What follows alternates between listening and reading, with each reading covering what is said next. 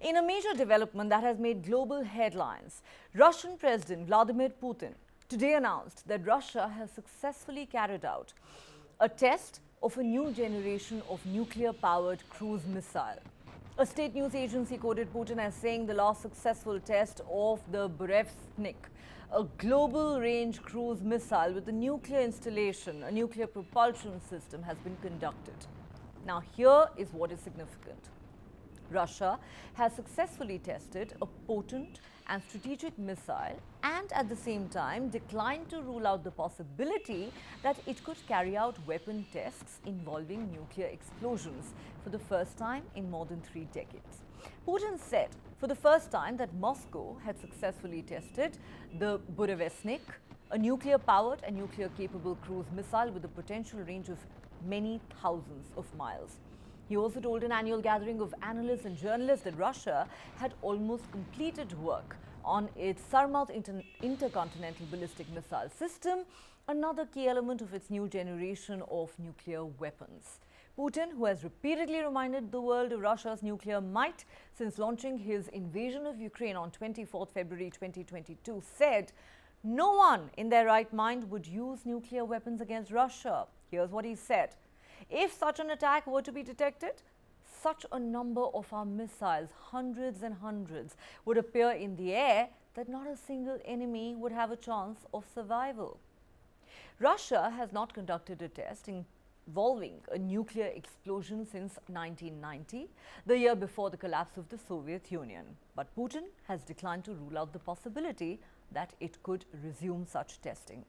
He said the United States had not ratified the treaty that bans nuclear tests, whereas Russia had both signed and ratified it. However, theoretically, it would be possible for Duma, Russia's parliament, to revoke its ratification. That's what Putin pointed out. Military analysts say a resumption of nuclear testing by Russia, the United States, or both, would be profoundly destabilizing at a time when tensions between the two countries are greater than at any time in the past 60 years. In February this year, Putin suspended Russia's participation in the New START treaty that limits the number of nuclear weapons each side can deploy.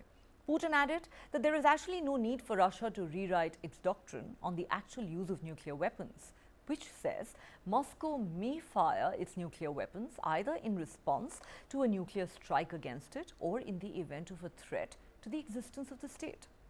The Russian president added that he sees it fit to mirror the manner of the United States and revoke Russia's ratification of this treaty.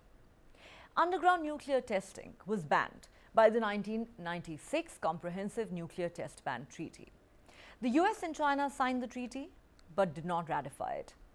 Moscow did ratify the treaty, but Putin said in February this year that he would order a test if the US moves first, adding, no one should have dangerous illusions that global strategic parity can be destroyed.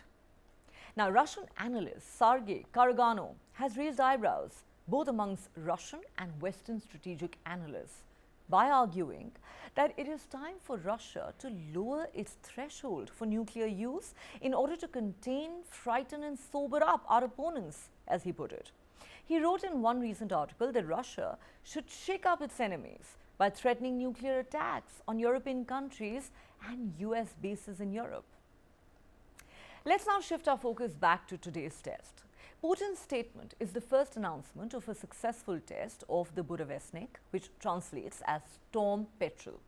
The program to develop Burevestnik was first announced by Putin in March 2018 as part of a broader initiative to develop a new generation of intercontinental and hypersonic missiles. Among them were the Kinzhal ballistic missile and the Avangard hypersonic glide vehicle. Addressing the West, Putin said, "Listen to us now." He also told an annual gathering of analysts and journalists that Russia had almost completed work on its Sarmat intercontinental ballistic missile system, which, as we mentioned, is another key element of its new generation of nuclear weapons. Now, Putin told the Federal Assembly in March 2018 that the goal was to ensure a strategic balance in the world for decades to come, including the Burevestnik and Sarmat missiles. He had said then It's a low-flying stealth missile carrying a nuclear warhead with almost unlimited range, unpredictable trajectory, and ability to bypass interception boundaries. Burevestnik has been described as a weapon of retaliation, which Russia would use after intercontinental ballistic missiles to finish military and civilian infrastructure and not leave a chance of survival. Little is known about the Burevestnik, which was codenamed Skyfall by NATO, and many Western experts have been rather skeptical about it, noting that a nuclear engine could be highly unreliable.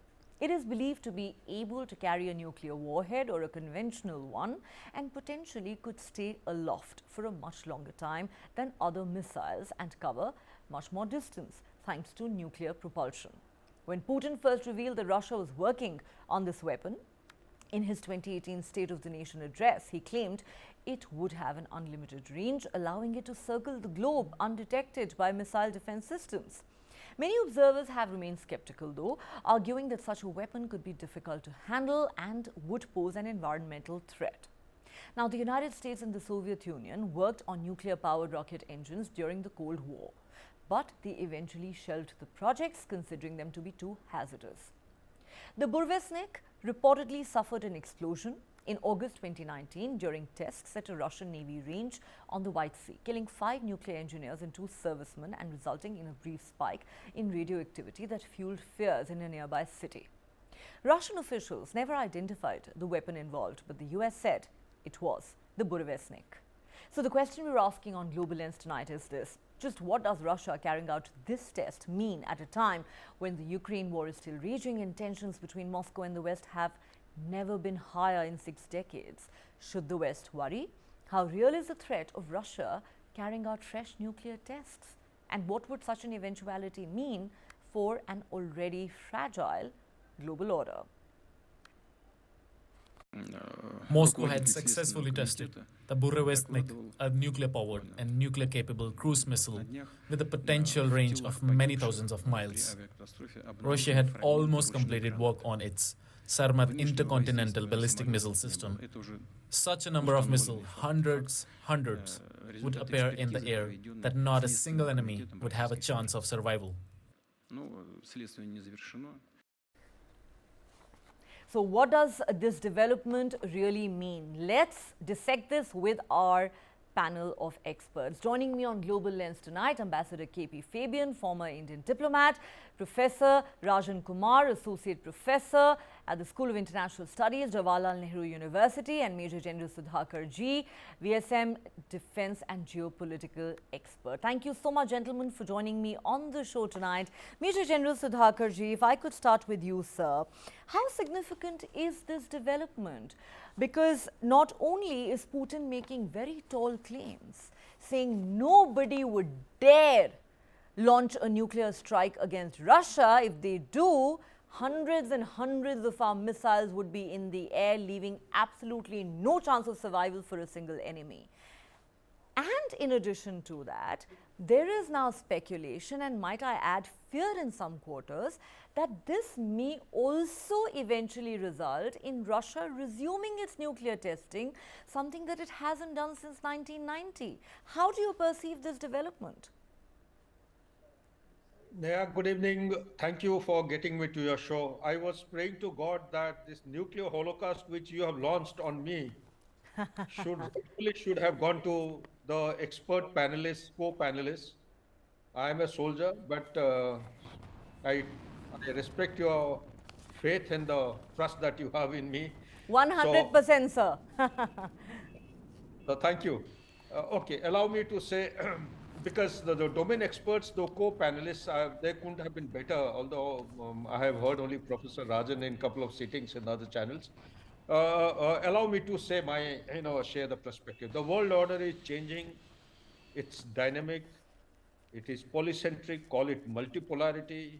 There is a crying need for, I would say, multilateralism and the middle path, which India as a nation state has demonstrated in G20 and after the Delhi Leaders Declaration was promulgated or has been announced. Be that as it may, we should be mindful of a couple of facts as I read as a soldier and as a student of geopolitics. that the transatlantic relationship is actually had fallen apart, but kind courtesy, the ongoing Ukraine war, they have just about managed to galvanize themselves, holding each other's hand together with very deep fault line. One. Number two, the pandemic had done enough of damage to the global order, and it has further been compounded by the ongoing Russia-Ukraine war. Number three, the world has actually, from bipolarity, it has transited through unipolarity. There is a declining signature of the supremacy of the superpower. Now we are in 21st century. The threat of 20th century is not the same threat as that in 21st century. Fourth point, there is a militarization which is taking place world over. There is a trust deficit. There is a polarization which is taking place. The ABM treaty, which was signed way back in 1972, it, if I recall correctly, off the cuff, I think US had withdrawn from this treaty in 2002, leaving the commitment high and dry, and thus impacting the global order, peace and harmony in a lurch. Russia was left with no option but to think independently after repeated threats of the expanding the NATO sphere of influence from wherever they were post the Berlin Wall collapse and inching forward to the east. Russia has been pushed to a corner, as per my understanding. There is the understanding which they had reached way back in 1991, followed by a host of 1996 you had indicated now, and Russia is left with no option but to arm itself, empower itself for the sake of parity. Nobody should take anybody or underestimate the capability of a erstwhile superpower in the world order in the Cold War 1.0. So that is the primer. Now let me come to the, moving my brush to specific question. How do I look at it? It's a very dangerous start. I see that the world order is going through lots of ups and downs. There is a need to identify the threat correctly, even if the transatlantic relationship has to be revived to its earlier strength.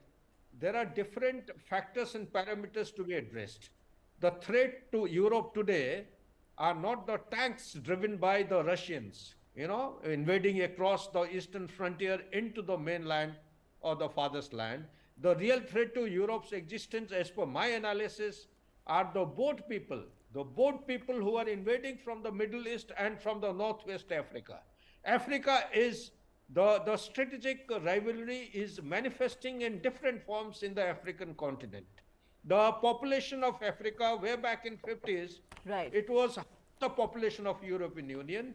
Today, the Europe's population is half the population of Africa. There is a migration taking place. Therefore, we all need to focus on socio-economic development of Africa. If I we agree want with to, you, sir. I agree with you that, this is perhaps in many ways a concerning development.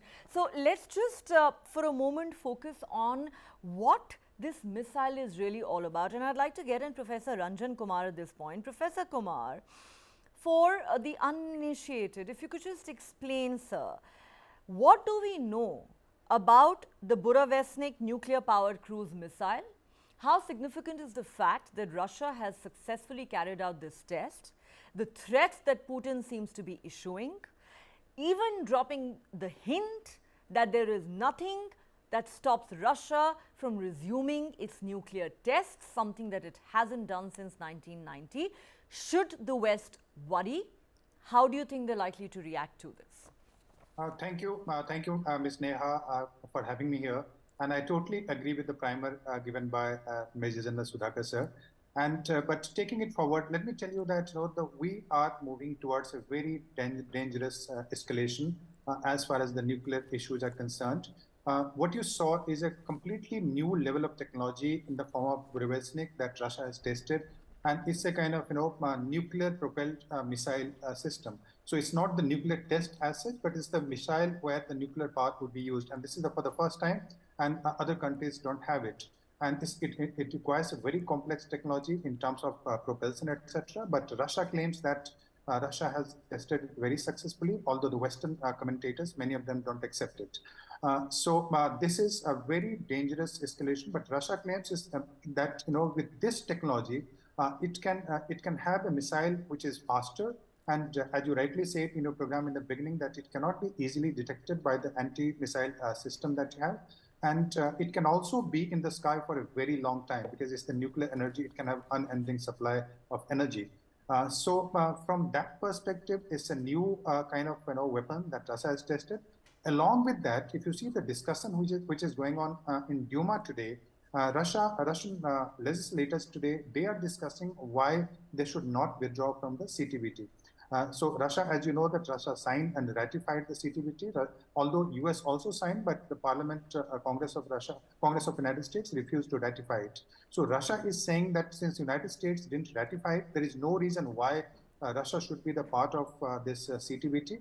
And that's what they're planning. And it's very likely that very soon they're going to withdraw from CTBT. So what does that mean? That means a nuclear arms race that we'll see in the future, the kind of, what we have not seen probably even during the Cold War period. So what we are witnessing today is a very dangerous escalation in terms of nuclear arms race between two countries in a specific. But remember that when the nuclear arms race begins, it's not just confined to the two states. It also spirals to other countries. For instance, when US starts testing weapons in retaliation of Russian testing, so China will follow, and then India will follow, Pakistan will follow. So it's a total arms race that you're seeing in the world today. So it's a kind of security dilemma that is being created, and this will not impact just United States and Russia, but it will also impact the entire world in terms of the escalation that you're seeing today. So it's a very dangerous situation that we're witnessing, and Russia claims that that security environment has been damaged by the NATO. And in Ukraine, as you see, there is a stalemate, and Russia fears, somehow perception matters in international politics, and Russia fears that it is facing an existential threat in terms of NATO NATO containment. And Putin, in his statement, if you see in Sochi, where he gave this statement, he also mentioned 2-3 things in a specific apart from the nuclear issue. He also said that if the West uses, or if the West thinks of using nuclear missile against Russia, so Russia would retaliate with hundreds of missiles and no enemy would survive, and as you rightly quoted in your program. Second, he also said that he was talking of the civilizational state, where he was stressing on that how Russia is different from the other country, how civilization is different. So any civilization should not be forced by other civilization, etc. So, and the third thing that he mentioned was about India also, where he praised India's strategic autonomy and the leadership, which kind of led to the growth of India, etc. So these were the three things, three takeaways from Putin's statement in Sochi. He's basically trying to send a very clear and strong message to the United States that Russia does not have too many leverages. Let me tell you, it cannot sanction the Western country. It does not have technological leverages vis-a-vis United States and other countries. So whatever it has, it is trying to counter. So it is basically trying to send a threat to the West, and Western countries are extremely intimidated by the nuclear issue. Remember, it's not like India.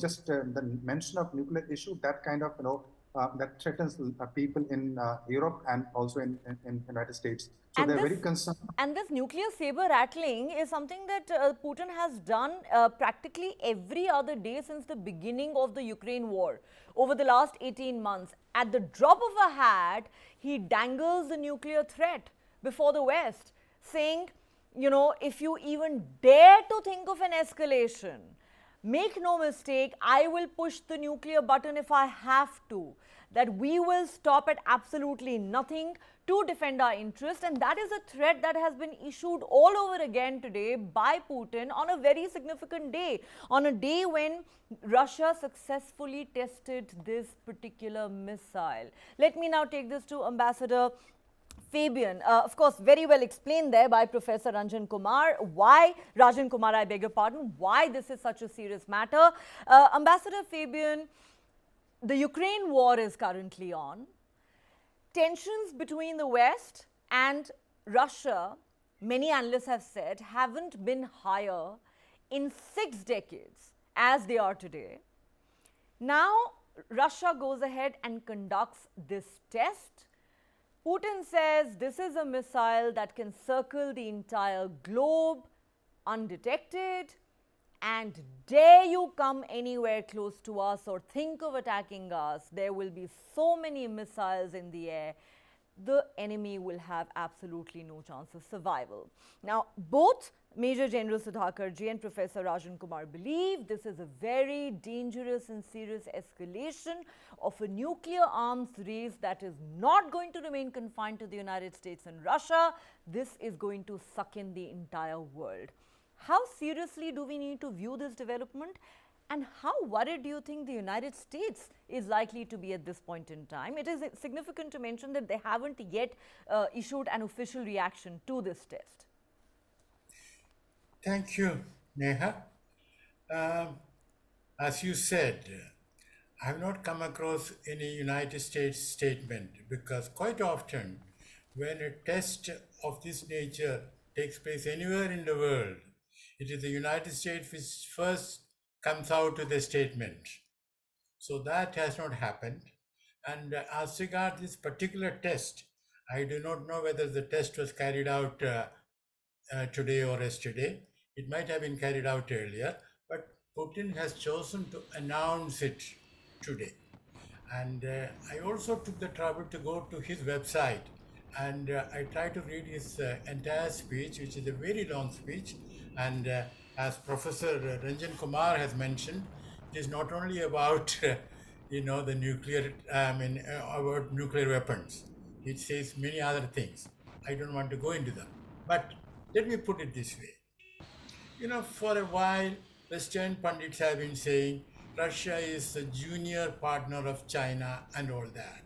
So Putin is now reminding the Western world, listen, there is a relationship of mad, mutually assured destruction between Moscow and Washington. And that Moscow has now carried out a test which gives it a little more of capability. But let me make it very clear. The madness of the mad relationship remains. It has not changed. That's point number one. Point number two is that it was said that people in the United States and Europe must be worried about it. Well, I beg to differ. As regards the United States, well, they will be worried, but they are likely to be much less worried than people in Europe, especially Germans, people in Central Europe. They will be worried because, this United States, of course, gives them the so-called nuclear umbrella. But the question is whether, in order to, say, protect Kiev, will the President of the United States risk the destruction of New York and Washington? So Europeans are not absolutely certain that United States will respond if there is a nuclear attack from Russia. So that is very important. And my own view is that it is true that, as you mentioned, he has done this saber rattling more than once. But, what they have done is that after making that statement, they come out with another statement saying that there is no change in their nuclear policy, which already has been explained. That is, either it gets attacked by another nuclear power or Russia's very existence is under threat. So that is the position. And I think this is If I may just come in for a moment, Russia's very existence being under threat, who gets to define it? Putin gets to define it on his own terms, not you and I. Correct. And don't forget again the context. We all know about what has happened in the United States, where the Congress passed an interim budget without including any aid to Ukraine. Okay? And that has sort of, upset the Europeans. And even in Europe, there are second thoughts. How long should we continue this war? So Putin is trying to sort of, encourage those in Europe who want to see an end to this war. And of the Slovak election, a party which wants to end Ukraine has got victory. So this is aimed mainly at Europeans. And I repeat, this does not change the mad relationship between the two nuclear superpowers. I want to use the expression nuclear superpowers because Russia remains a nuclear superpower. Despite the And collapse of the Soviet Union, yes. absolutely. And as regards the point made by Professor Kumar that if Russia starts testing, then the Americans will start testing, then uh, India will start testing, China will start testing. That risk is very much there. But here I want to draw your attention to one thing. In the so-called NPT, Nuclear Non-Proliferation Treaty, Non-proliferation treaty. yeah, it was absolutely a cheat because there are two types of proliferation, horizontal and vertical, as my old ambassador Vishnu Trivedi had explained in Geneva at that time. Horizontal means new countries acquire nuclear weapons. Vertical means those countries which have the nuclear weapons, they go on building up more. And in the clause, there is a clause which says that the nuclear weapon countries will do their utmost to reduce their nuclear weapon hoard. Which none of them have done. Absolutely, they have cheated. Yes. So, you know, It is no doubt a very discriminatory treaty, and countries like India have been at the receiving end because of this duplicity that has been followed by the West on the issue of nuclear weapons for a very long time. Let's make no mistake, there has been utmost hypocrisy on this issue. But you know, coming back to the issue of how much of a threat this poses, not just to the West, but to the global order in general. Major General Sudhakarji, if I could come back to you at this point, how do you see this panning out, sir? Of course, you did mention that you believe this is a serious escalation, this is a dangerous move, we could see the beginning of a new arms race. Do you believe that it could actually come to that? Because, of course, with Putin, you never really know what the man is thinking and what he may do next. He keeps threatening to, hit the nuclear button, and then there are many who say that you can never put it past Putin. But do you believe that, whether it is the saber rattling that he's been engaging in or the test that's happened today, this is essentially meant to be deterrence and a message to America and its allies in the West that, look, you need to just lay off, let us deal with Ukraine the way we deem fit, do not escalate matters any further. Do you believe, sir, that for Putin this is a matter of deterrence, or it could actually pose a serious threat going forward? Neha, excellent question. Your questions actually take my mind back to my soldiering days. You ask questions with fingers on the trigger, about to press the trigger, and that is where the answer comes out. So basically, the question which you have pointedly asked about Putin, character, personality, individual personality card, one has studied enough, written enough. There are two things which are standing out, flowing out from your question. One is the capability, the second is the intention. I can't thank the ambassador enough for having given a fantastic primer to issues which are most relevant. Also, Professor Rajan, capability-wise, let's face fact very, very humbly, I would say. A couple of days back in the editorial of Times of India, it came out very loudly that 37 out of 44 high-end technology developments, 37 out of 44 in the world today, China is head over shoulders over America. So when I say China, when you talk about the geopolitics in relation to your question, Russia has been lost from the ambit of, for all practical purposes, when you interact or study Russia, Russia so far has been actually, the perception of the Russians is that it is a European country. But because of this turn of events which have taken place towards the end of 20th century and beginning of 21st, now ongoing, Russia has been pushed to a corner and has been actually dislocated from all kind of bridges. All the bridges have been broken. It has been pushed to actually look towards Asia. Asia, who's the country on whom he can put its shoulder or head on the shoulder and cry?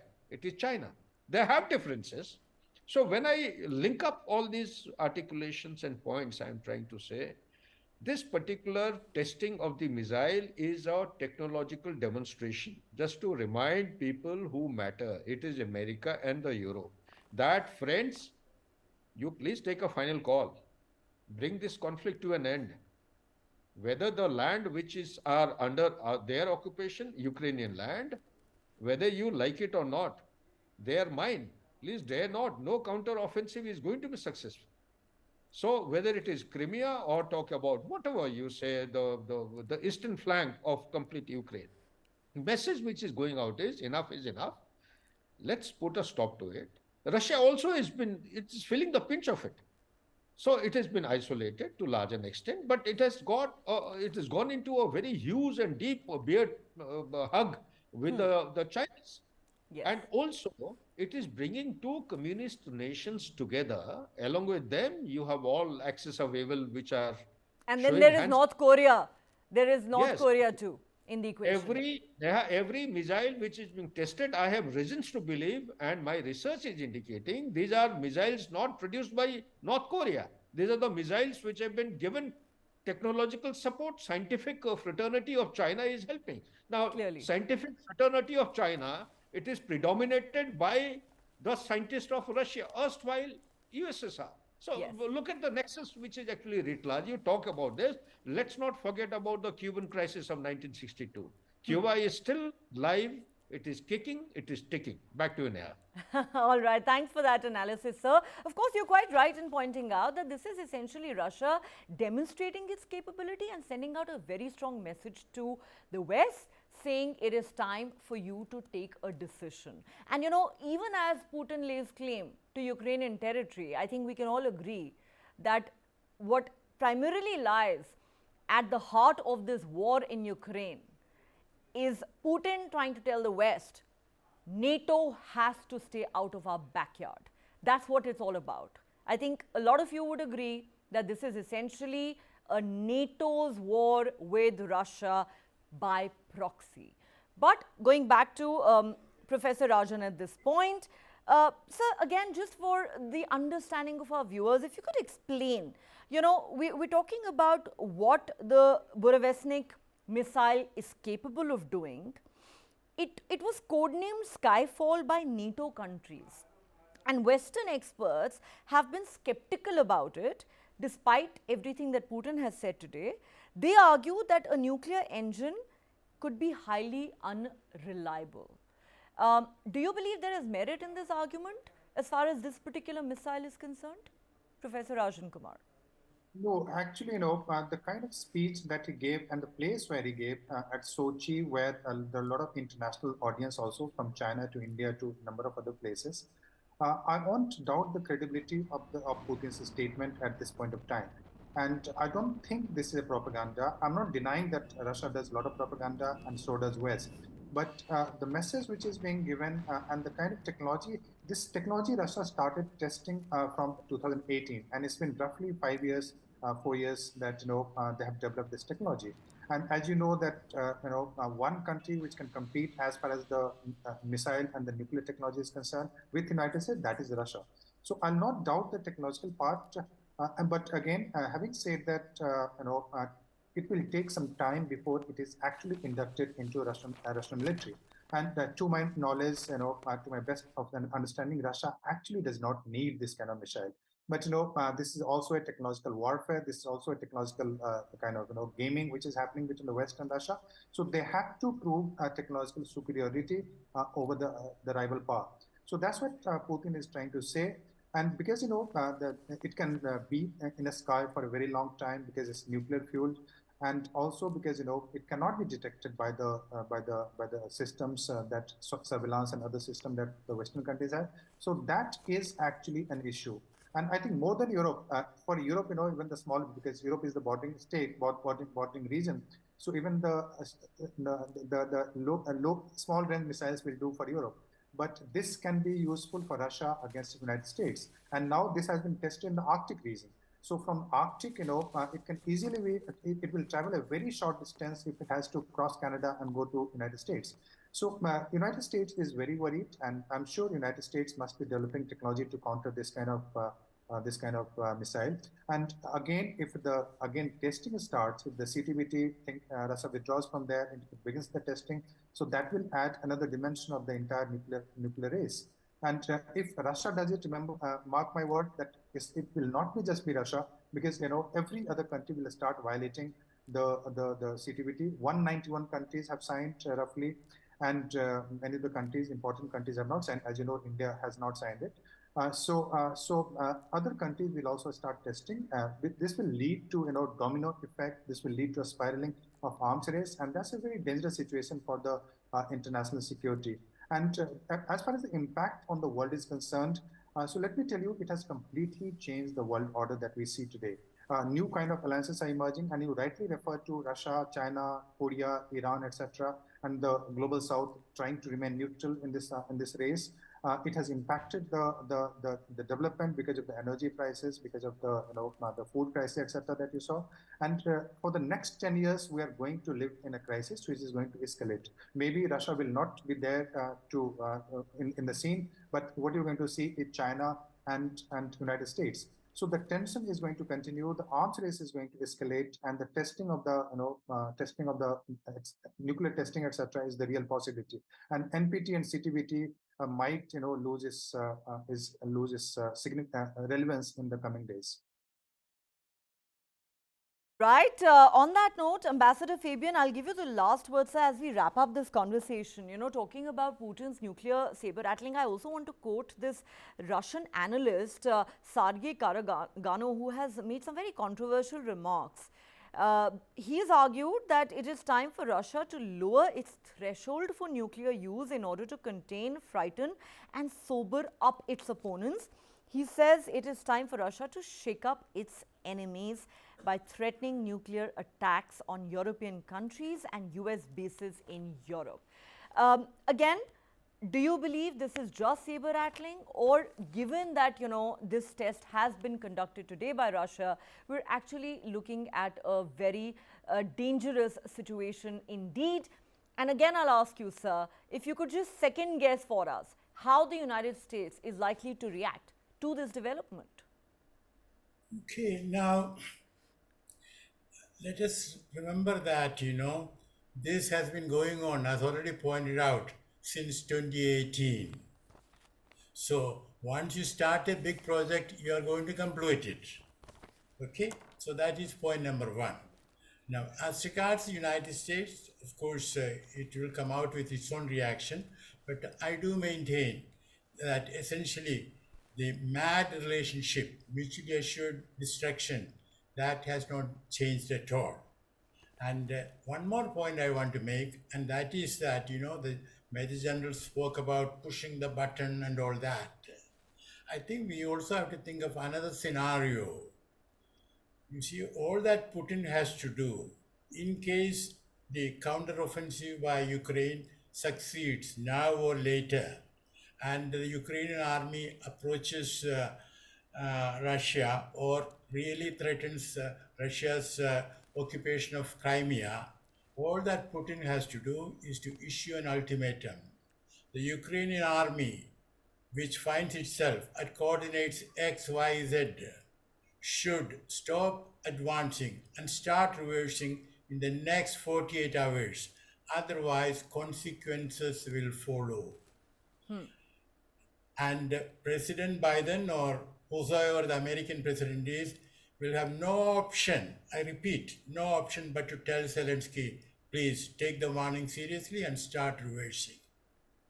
So, it's not a question of pushing the button. It's a question of, threatening the likelihood of pushing a button in a very concrete way, not in a general way. Absolutely. Given that this war has gone on for 18 months now with no end in sight, I think Ambassador Fabian should perhaps be sent as a peace negotiator, to talk sense into these two countries, Russia and Ukraine, and maybe we'll finally see an end to the war. But on that note, gentlemen, thank you so much for joining me on the show. It's been a pleasure talking to you about the top story of the day. Thank you so much.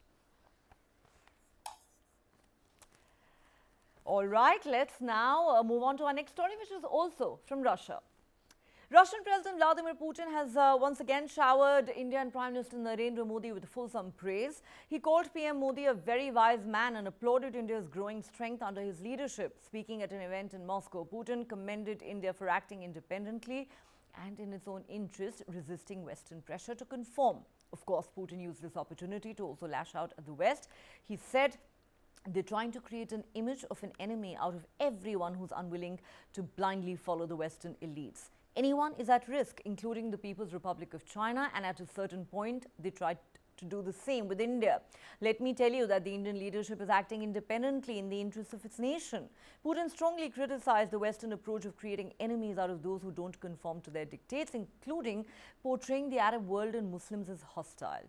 He also decried the bloc-based approach where powerful countries restrict the sovereignty of others. The Russian president called for a new international order where all nations feel safe, respected and free from unilateral coercion. He slammed the concept of a rules-based order imposed by the West and urged for an end to colonial-era thinking. Putin also highlighted India's high-tech exports, which have been on a significant rise, and emphasized the need to adapt international law to current global situations. He stressed that India, with a substantial global influence and 7% GDP growth rate, deserves greater representation and role in resolving global issues. Listen in.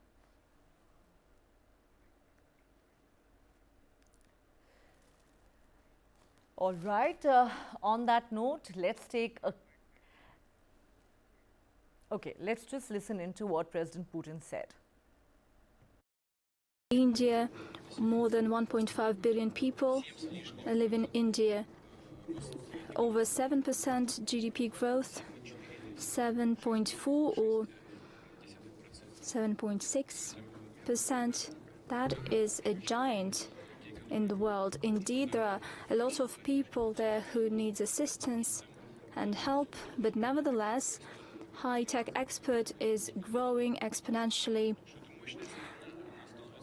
It is a ground power. It is becoming more stronger with every passing year with the leadership, under the leadership of Prime Minister Modi.